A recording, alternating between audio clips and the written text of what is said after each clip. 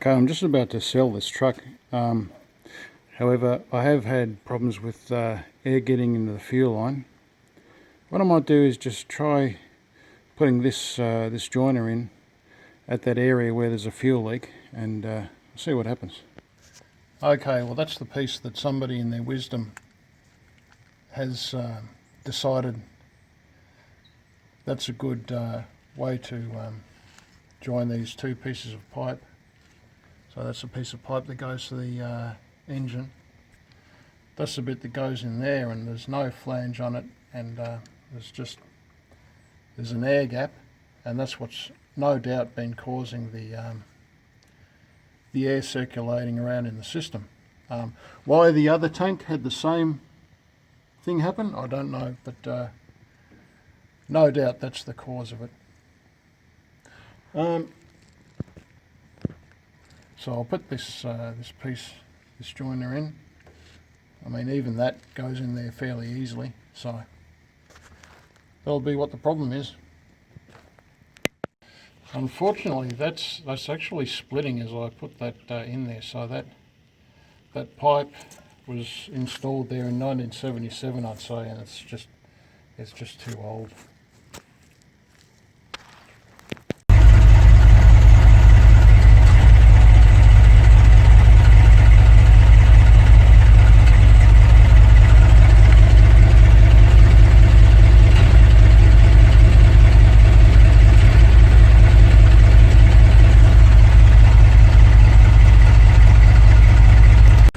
Well, there you go, all those problems, and it turned out to be a 1 cent fix. So that's all that it was.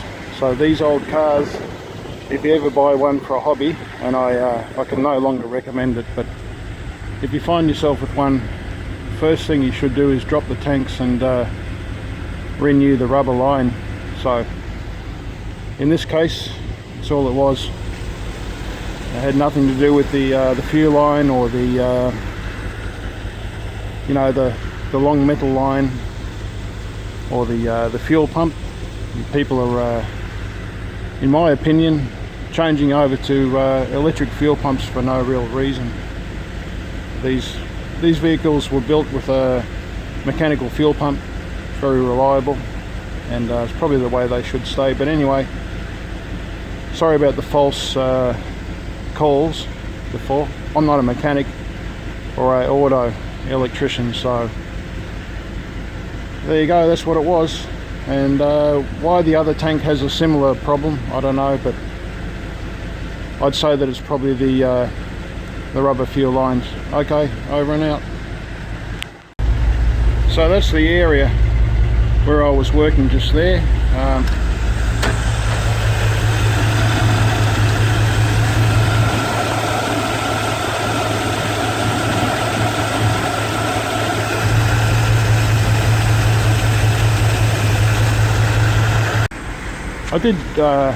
I did fix it before, and there was no air in the fuel line, and I think what that was maybe tightening up the clamps, but over time then the rubber deteriorates, and she's purring like a kitten at the moment.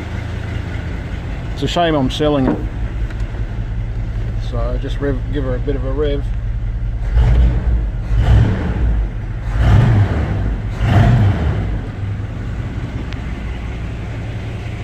So she's all good.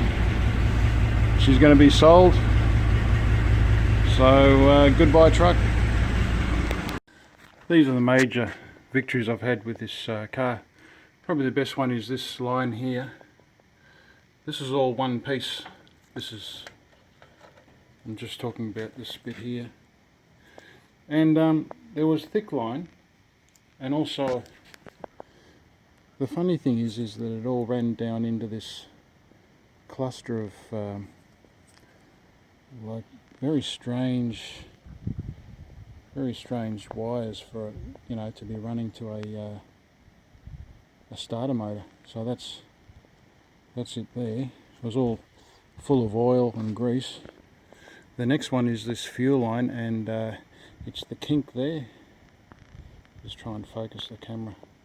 I know that a kink like that can stop liquid flow.